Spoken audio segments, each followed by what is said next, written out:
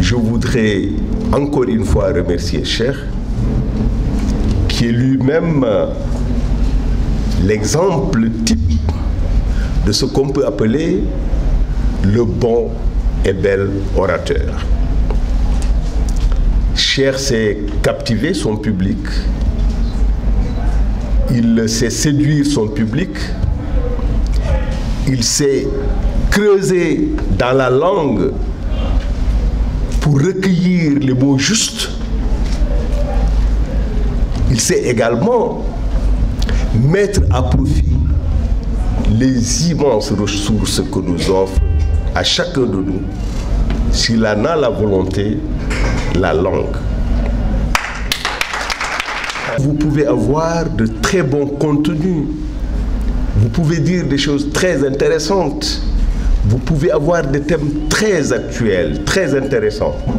Mais si vous ne savez pas formuler votre propos avec l'élégance des mots, l'articulation qu'il faut, la respiration qui sied, vous pouvez passer à côté de votre discours. La ponctuation orale est le cœur du discours. Vos moments de silence ont été décisifs, silencium. Dans l'art oratoire, imposer son silence, c'est s'imposer.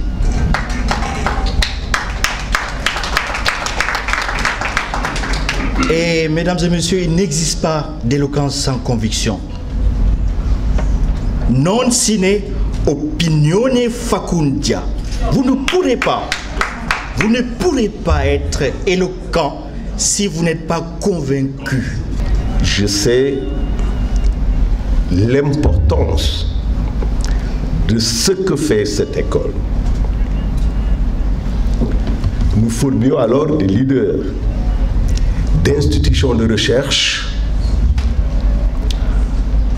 qui avaient les compétences requises, qui avaient un capital expérience extraordinaire, mais à qui on demandait la performance dans l'art de convaincre un public. Parce que vous ne pouvez pas diriger, manager, si vous n'avez pas cette capacité qu'on appelle l'art oratoire. C'est-à-dire cette capacité à faire passer votre discours, cette capacité à séduire votre public, c'est-à-dire à l'arracher à son indifférence pour s'approprier ce que vous êtes en train de dire. La parole est comme un fleuve. Si vous voulez atteindre l'autre rivage, il faut savoir nager. Et donc il faut en maîtriser les arcades. Il faut en avoir la capacité. Et c'est pourquoi je voudrais encourager tous ceux qui se sont inscrits dans cette école, et particulièrement la 36e promotion, dont j'ai eu l'honneur d'être le président du jury.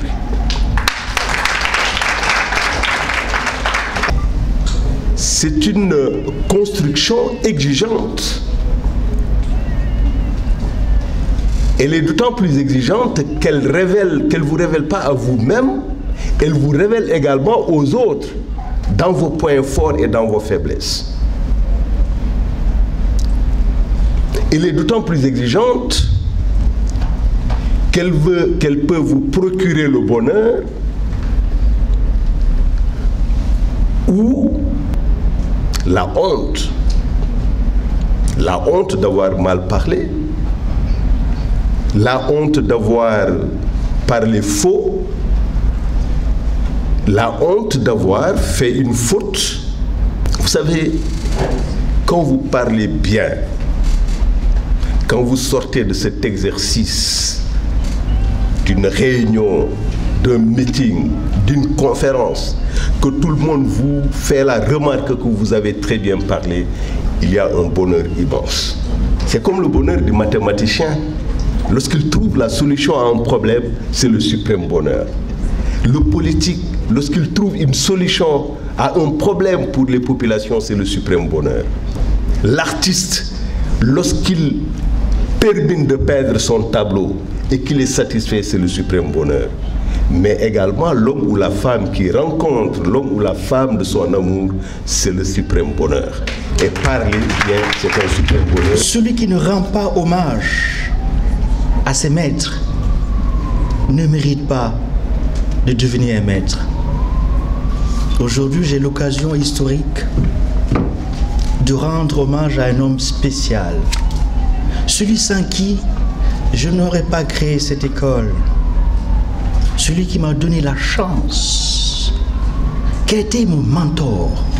Mentor dans la mythologie grecque, c'est celui-là, lorsque le roi Ilus partait pour la guerre de Troie, il a confié l'éducation de son fils Télémaque et de sa femme Pénélope à Mentor.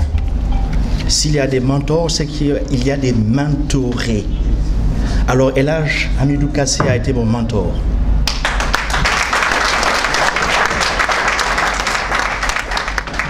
Il m'a donné très jeune, alors que j'avais ton âge, Racine, mon fils aîné qui est là, qui a un master 2. Quand j'avais ton âge, c'est El Hadj Kassé qui m'a donné des responsabilités les plus élevées au quotidien national Le Soleil. C'était les années romantiques du wadisme. J'écrivais des éditoriaux à la une du Soleil. Il m'a fait confiance. Il ne s'est pas arrêté là. Il m'a dit, Cheikh, tu devrais consigner ton expérience dans un livre. J'ai écrit mon premier livre aux éditions Hachette à Paris, Si près, si loin, avec Wad. Ligne après ligne, il en a été l'inspirateur et le correcteur.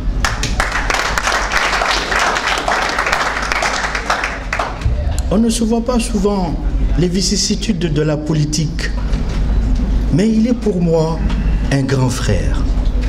Je parle de lui avec beaucoup d'émotion.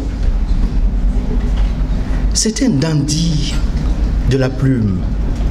C'est un prince du savoir. Sa noblesse d'esprit et sa générosité intellectuelle sont infinies. Je voudrais, El Hadj Kassé, te faire ce témoignage, dire à quel point je suis ému. Je souhaite simplement que cette école devienne définitivement la tienne.